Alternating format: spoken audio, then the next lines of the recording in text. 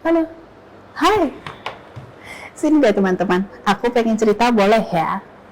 Jadi tahun lalu tuh aku ada baca buku. Judulnya Hidup Minimalis ala Orang Jepang. Buku ini karya Fumiya Sasaki yang diterbitin sama Gramedia Pustaka Utama tahun 2018 lalu. Buku ini storytellingnya enak banget. Dituturkan dengan gaya seolah kita lagi ngedengerin temen yang sharing pengalaman. Buku ini gak ngebosenin. Dan ini tumben-tumbenan loh. Aku baca buku yang sekali duduk langsung kelar di buku non-fiksi. Ya di buku ini. Sesuai dengan judulnya, buku ini menceritakan pengalaman penulis untuk hidup minimalis di tempat tinggal penulis, yaitu di Jepang. Ini menceritakan bagaimana penulis ketemu niat untuk hidup lebih efisien, memantapkan niat, mengeksekusi dengan merelakan sebagian besar materi fisik yang penulis punya, termasuk juga bagaimana penulis menghadapi tantangan atau godaan untuk menyerah dari gaya hidup baru penulis, yaitu gaya hidup minimalis.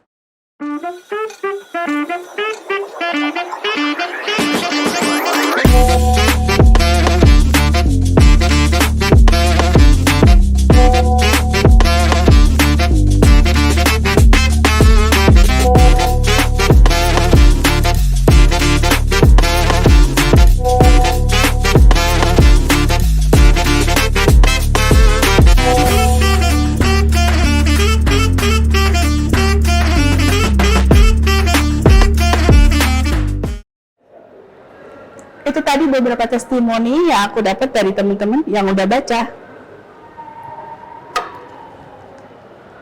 Buat aku pribadi, aku senang dengan materi dari buku ini, karena dari sini aku bisa petik dua pelajaran. Yang pertama, tentang value suatu benda atau barang yang kita punya. Yang kedua, tentang value dari kita sendiri.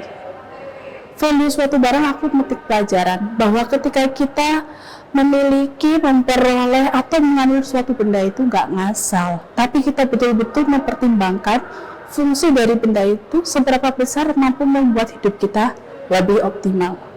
Kita mengenal istilah money is yours, but resource belong to society. Jadi ini bukan tentang kita mampu beli atau enggak, tapi bagaimana kita betul-betul mengoptimalkan segala sumber daya kita punya untuk menghasilkan barang yang paling optimal. Yang kedua, tentang value diri kita sendiri. Kalau tadi value tentang bendanya, buku ini juga menginsight aku tentang value diri kita tanpa embel-embel atribut yang kita punyai atau kita miliki. Ibarat nih, kita mengundang tamu masuk ke sebuah ruangan. Di ruangan itu ada kita, ada juga benda-benda bejibun. Sedikit banyak, si tamu akan terdistrak pandangannya kepada benda-benda di sekitar kita. Lain cerita, kalau di ruangan itu ada kita dan seminimal mungkin benda-benda di sekitar kita, maka pandangan si tamu akan lebih terfokus pada eksistensi kita.